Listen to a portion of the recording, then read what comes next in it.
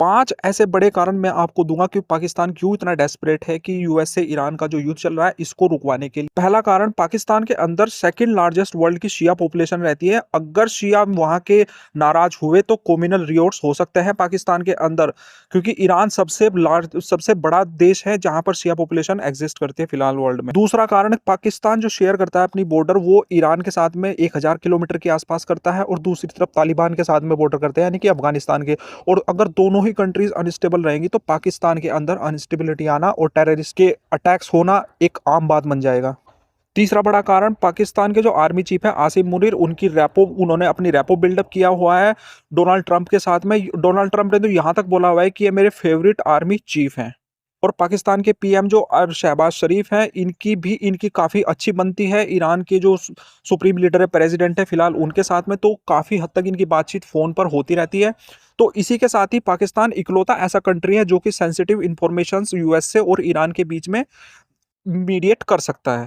अगला कारण है पाकिस्तान की इकोनॉमी की खस्ता हालत। अगर ये युद्ध और चलता रहा तो पाकिस्तान में कच्चे तेल और गैस की कीमतों में काफ़ी हद तक बढ़ोतरी हो जाएगी, क्योंकि स्ट्रेट ऑफ हॉर्मुज को पार्शियली बंद किया हुआ है, जिसके चलते पाकिस्तान की इकोनॉमी जो है वो 80% के आसपास लगभग इंपोर्ट पे डिपेंड करती है। तो वहाँ पर ऑलरेडी उनके प्राइसेस बहुत हाई हैं और इकोनॉमी की हालत ऑलरेडी ख़राब है, तो वो और ज़्यादा बर्डन उनके ऊपर बढ़ा देगा।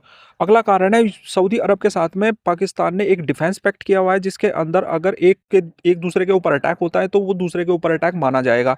लेकिन सऊदी अरब के ऊपर जब अटैक किया ईरान ने रिसेंटली, तो उसमें पाकिस्तान ने उनका साथ नहीं दिया। तो अभी सऊदी अरब जो है वो डिमांड कर रहा है कि भाई अब हमारी कुछ मदद करो, इस युद्ध को जल्दी से जल्दी रुकवाने में कुछ काम करो। अगला कारण है कि ईरान के साथ में पाकिस्तान के काफ़ी पुराने रिश्ते रहे हैं। अगर आप 1947 की बात देखें तो ईरान सबसे पहला कंट्री था जिसने पाकिस्तान को रिकॉग्नाइज किया था।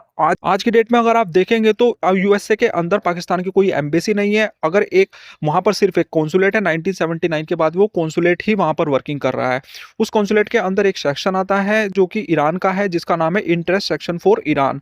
वो ईरान के जो मैसेजेस हैं वो यूएसए तक पहुंचाता है और यूएसए के मैसेजेस ईरान तक पहुंचाता है। तो यही एक रास्ता है। फिर एक बड़ा कारण ये भी है कि पाकिस्तान की ओआईसी के अंदर और ग्लोबल लेवल पे एक इमेज जो है वो धूमिल हुई है, एक एज ए टेररिस्ट स्टेट के तौर पर वो उभर के आया है। और जिसमें क्या हुआ है कि पाकिस्तान अब अपनी इमेज को ठीक करना चाहता है और वो चाहता है कि ओआईसीज यानी कि 57 कंट्रीज का जो एक ग्रुप है इसके अंदर एटलीस्ट पाकिस्तान की इमेज अच्छी रहे और पाकिस्तान इंडिया को काउंटर कर सके, जैसे कि 370 का मुद्दा था। और सबसे आखिरी कारण यह है कि पाकिस्तान के जो करेंसी है वो डेप्रिशिएट हो रही है, लगभग कि फिलहाल वैल्यू बन चुकी है। अगर इंडिया के कंपैरिजन में देखें, इंडिया का 1 रुपया वहां के 3 पैसे के बराबर है।